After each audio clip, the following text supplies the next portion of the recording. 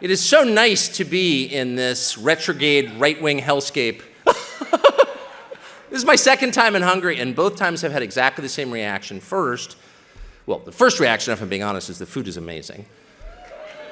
The second reaction is I have no hope in this lifetime of speaking Hungarian, but I admire it. And the third reaction is this does not seem like a right-wing hellscape to me at all. It actually seems very much like the country that I grew up in. It seems like America circa 1985, where there's a big bulk of normal people who aren't that interested in politics. Then you have people on both sides who are each making their case, and there's a vigorous public discussion about that, and people disagree, but they're not on the verge of shooting each other. It's all kind of normal. That's the way it seems to me. So if this qualifies as a dangerous, rogue, right-wing country, I'm thinking maybe the terms have changed a little bit since my childhood. And that leads me to the apology that I want to begin my remarks by giving you as an American. I'm 54, so I've watched my country for a long time, and I'm loyal to it. I will never leave. I don't have another passport. I love the United States. For all its flaws, as you do when you're from somewhere, it's like your own family. It's imperfect, but it's yours, and so you love it. And that's how I feel about the US. And so I'm not in the habit of apologizing for the United States. In fact, I don't think I ever have. But the behavior of the American ambassador to Hungary makes me want to apologize. It's disgusting and inexcusable.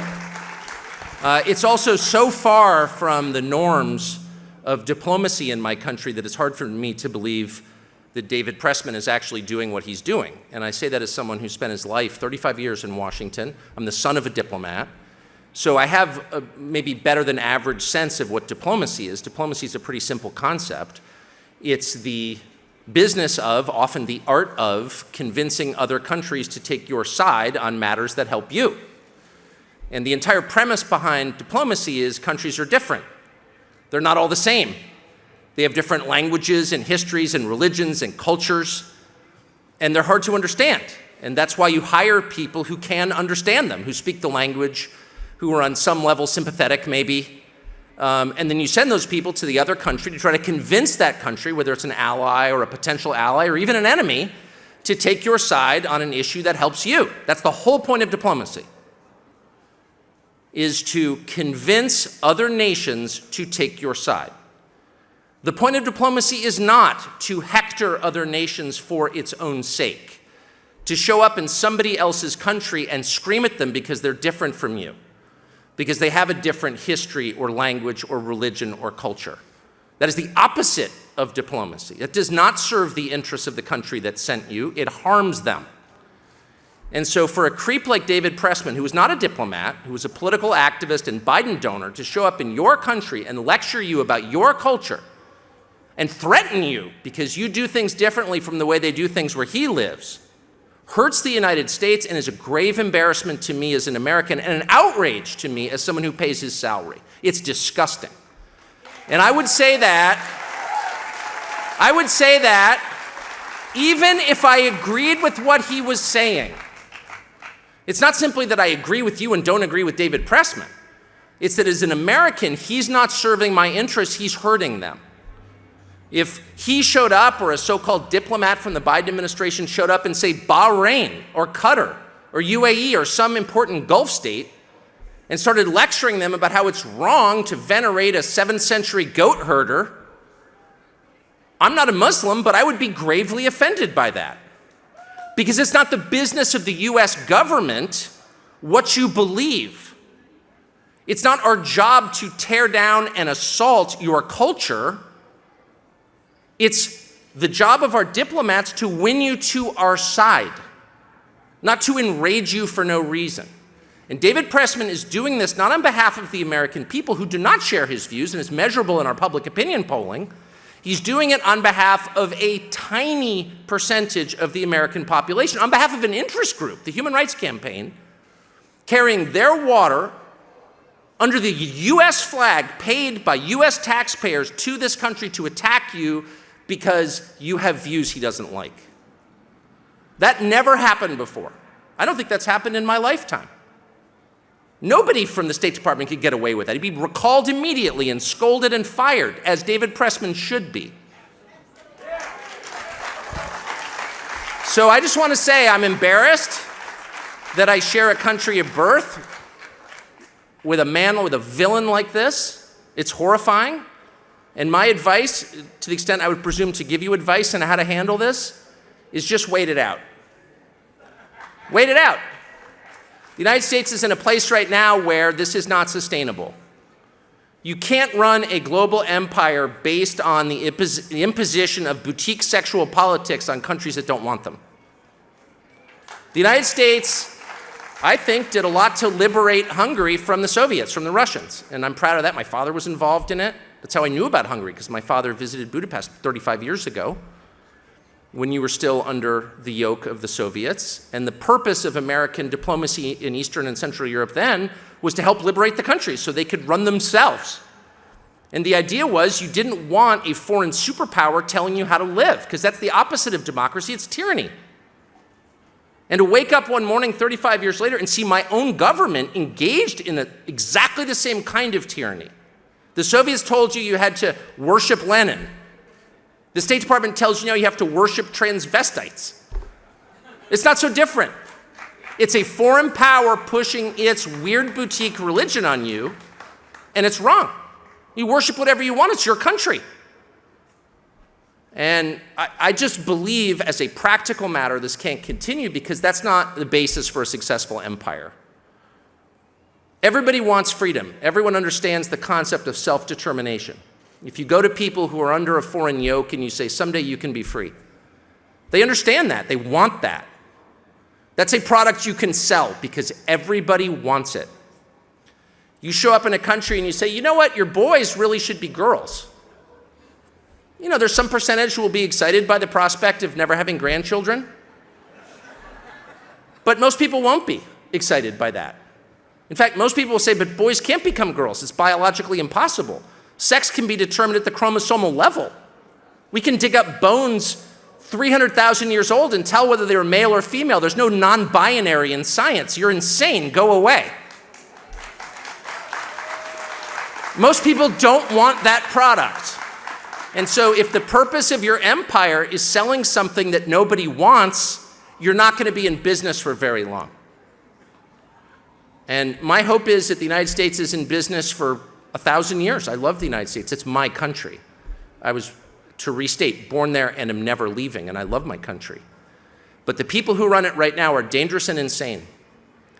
And you can see that in the way they're treating your country, which even if you don't like the values of the majority of Hungarians, even if you reject the Hungarian constitution as Christocentric and think that Viktor Orban is a bad guy, and you hate goulash, even if everything about Hungary is repugnant to you, if you're the United States, you're still not going to spend a lot of time hassling Hungary because Hungary isn't hassling anybody else.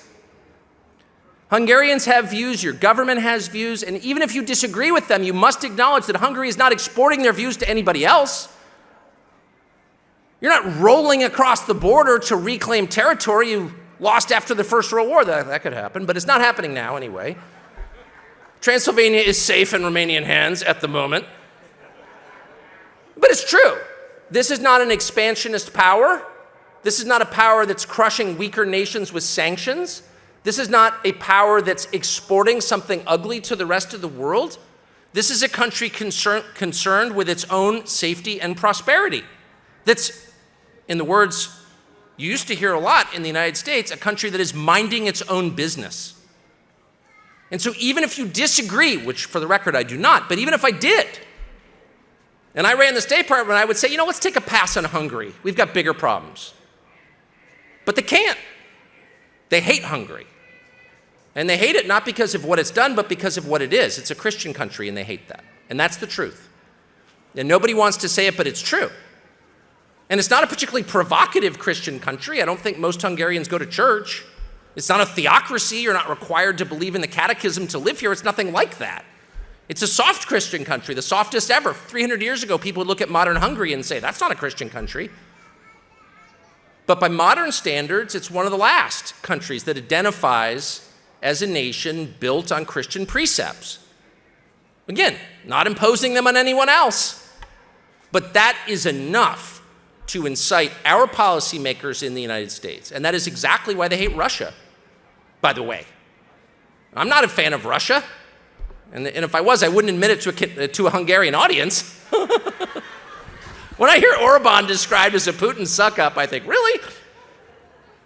That image of Orban being pushed against a police car with a baton to his neck by Soviet-backed policemen comes to mind. Yeah, he's probably not pro-Russian, just guessing. But why do they make that charge? Well, because one thing that Russia and Hungary have in common is a big part of the population identify as Christians. Now, why would that be provocative? A huge part of Malaysians identify as Muslim. Fine with me. But it's not fine with Washington at all. It's deeply offensive to see that alive in Europe. And that is the core. It's not rational. This is happening on a gut level, but it is expressed through policy. Policies that I'm ashamed of that most Americans don't even know exist.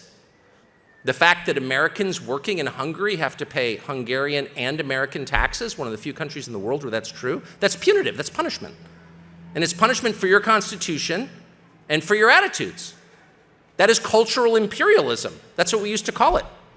The idea that the bigger country gets to impose its way of life on smaller countries, not convince them to adopt our way of life, not convince them to drink Coca-Cola because it tastes great, but force them.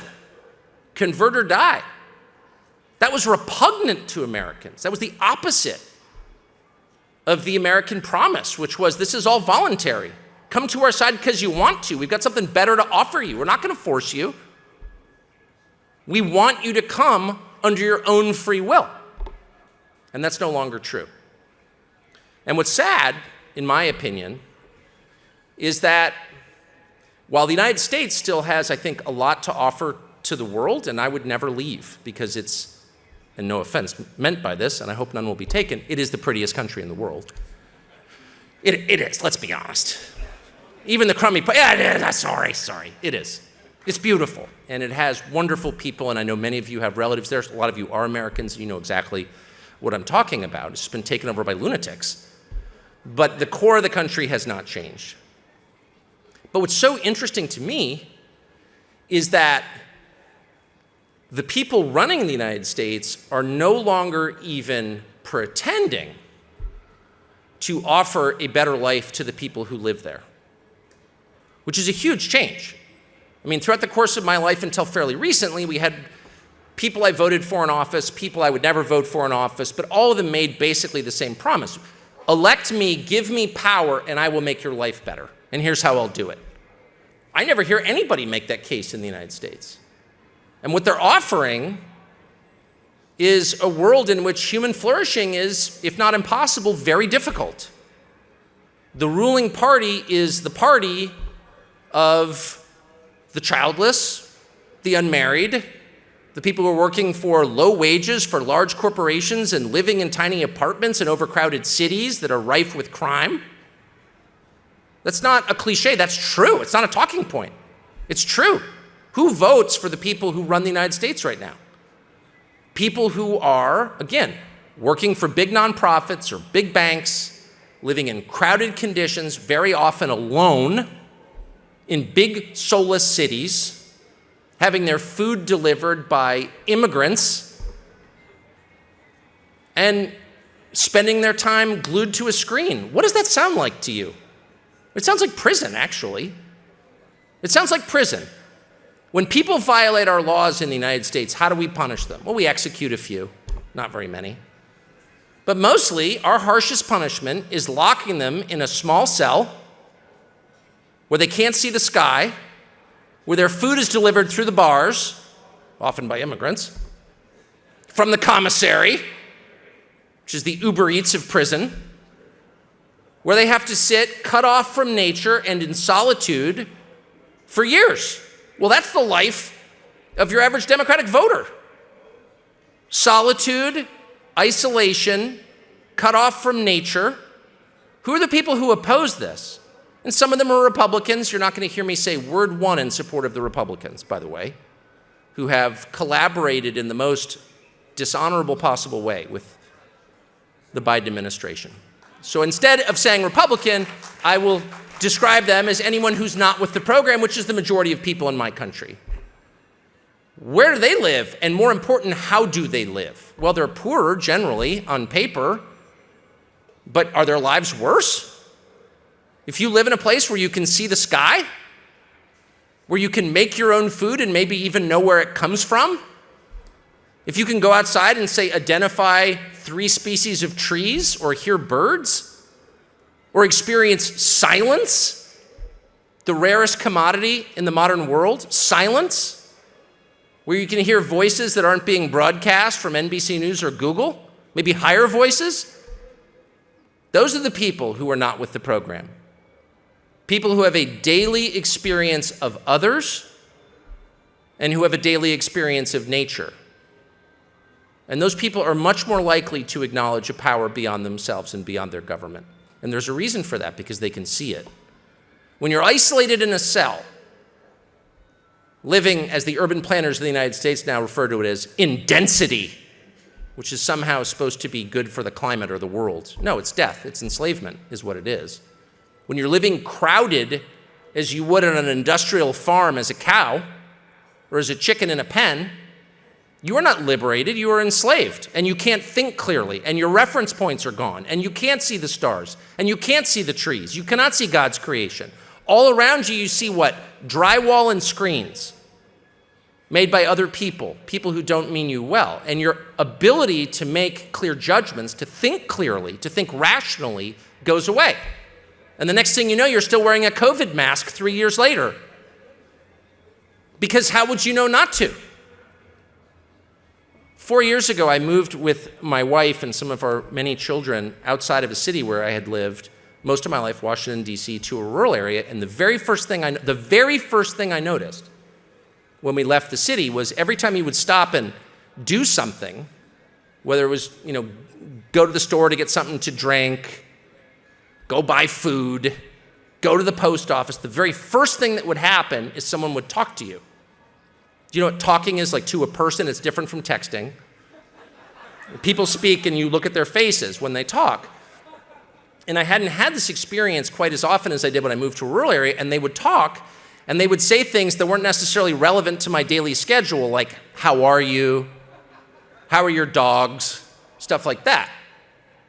And my first instinct was, man, I gotta go. I've got texts to do. I have a lot of emails to return. I don't have time to talk to this person. And I'd feel jittery, like you're getting in the way of my schedule by making human contact with me. And then I realized after a year or so, that is the whole point of life. It's not to return texts. It's to have relationships with other people.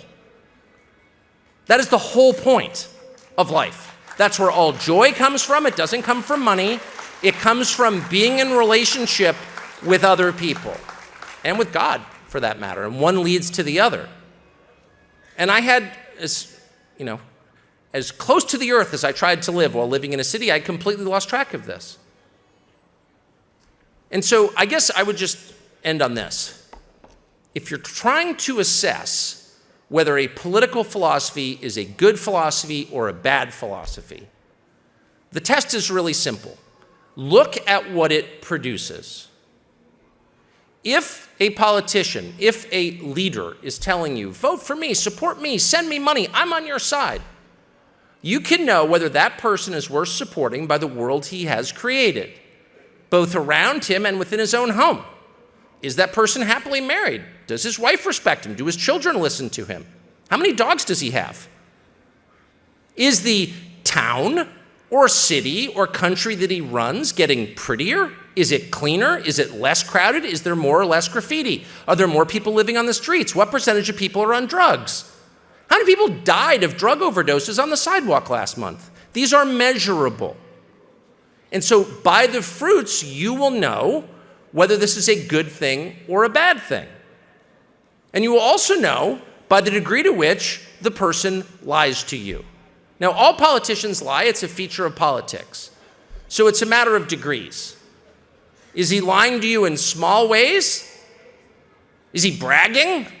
I had 1 million people at my event. No, there were 300,000. No, it was 1 million. Okay, that's a lie. But is it a lie that threatens your existence? Probably not. It's the ones who tell you the 180-degree opposite of the truth who you need to be careful of. And they're the ones who will enslave you. That is true. If they're telling you it's nighttime when the sun is shining, if they're telling you up is down, black is white, they are the ones to avoid. They are dark forces. And even in a country as great as mine, with as many choices as any country in the world has ever had, there are 150 different brands of cat litter in the United States. We have choices. But even in a country like ours, where the promise is there's a flavor for you, there is no diversity whatsoever. There is no choice in the information that you receive, in our media landscape. Everybody is saying the same thing all the time. And now you have to ask yourself, why is that? And of course, the answer is very simple, because they're lying to you. And anyone who doesn't lie is punished and pushed off the stage. Now, I've been in the media business my entire life, 32 years, since August of 1991. And I've known this, and this realization has grown over the years, but it's in traveling outside of my country that it becomes real to me, and most recently this week in Hungary. And I'll just give you one example, and that's the war in Ukraine. Now, I think decent people can have different views on the war. I have my opinions. You may disagree with me. I don't think that makes me a bad person or a servant of Putin, and I don't think your opinion makes you an idiot or a bad person either. I think it's totally fair to disagree. What I object to is lying about what the facts are. And in the United States right now, the overwhelming majority of the population believes that the Ukrainian army is this close to defeating the Russian army. And, again, I think it's totally fair to root for the Ukrainian army. I'm not attacking anybody. I'm sorry that Russia invaded Ukraine. I'm not taking the Russian position on this. I'm merely saying that the fact of what is actually happening, not what we wish would happen, but what is happening, is essential if we want to make up our minds about what to do next. And in the United States, virtually everyone I've ever met believes that Ukraine is winning. Now, if you think about this for a moment, here you have one country which has 100 million more people than the other country, and has much deeper military industrial capacity, can make more missiles, make more bullets, make more tanks than the other country. So over time, the bigger country is almost certain to win, correct? This is a physics principle. Right. It's not a statement of allegiance. You're not a shill for somebody for acknowledging that. If we're wrestling and you outweigh me by 100 pounds, you're probably going to win because you're bigger. That's a fact. And yet, my country, a nation of 350 million people, has been told exactly the opposite for a year and a half for ideological reasons, as a function of propaganda. It is lying. And the scary thing is that otherwise very smart people believe it, even though you can still, and this may change, go on Wikipedia in the United States and look up population numbers. How many people live in Russia? How many people live in Ukraine? Oh, one outweighs the other by 100 million people. That's probably going to win. Maybe we should force a peace or whatever, or adjust our expectations accordingly. But no. And it's funny, I showed up here in Budapest a couple of days ago, and I've talked to a bunch of different people and eaten like maybe 27 different meals. Gain a lot of weight in your country, I gotta be honest. That's not a criticism, just a fact. And I've asked every person, back where I come from, the most informed, the most technologically superior nation in the history of man, the only country to put a human being on the surface of the moon. In that country, everybody believes that Ukraine is one F-16 away from beating Russia on the field of battle. And every single Hungarian, most of them are anti-Russian, by the way. I haven't met anyone in Hungary who likes the Russians, just being honest. They don't like the Russians. But everyone has looked at me like I'm insane. What? No. No. And it's embarrassing. It's embarrassing to be from a place that has been lied to at scale and believed the lies so thoroughly. But the truth is, that's kind of the state of man. I'm always interested when I come to Europe in the Ottoman occupation. And what's amazing to me is these countries went from Muslim to Christian in like one day, the day the siege ended. And you're like, you think to yourself, well, did all these people convert in one day? And not all of them, but yeah, most of them did. Because the deep truth, which no one wants to admit, is that leadership matters. When you have wise leaders who articulate clear goals and whose ideas are rooted in reality, physical reality, and unchanging human nature, those leaders will have happy, prosperous countries. And when you have leaders who have poison ideas that are rooted in anti-human, anti-theological ideology, when they get some crackpot idea like Marxism or neoliberalism or trannyism or whatever the ism is, those leaders will lead their countries to destruction. So as much as me as a native Californian wants to believe that everybody's opinion is equal and we're all the sum total of our choices, that's not true. We are all hostage to history. We are living in a world that we did not create, but that our leaders created for us. That is true. And by and large, we will follow them wherever they go. And so your leadership matters. It's essential. Your heart may not change when leadership changes, but the world around you will. And so do all that you can to preserve good leadership. That would be my parting piece of advice. Thank you for enduring me.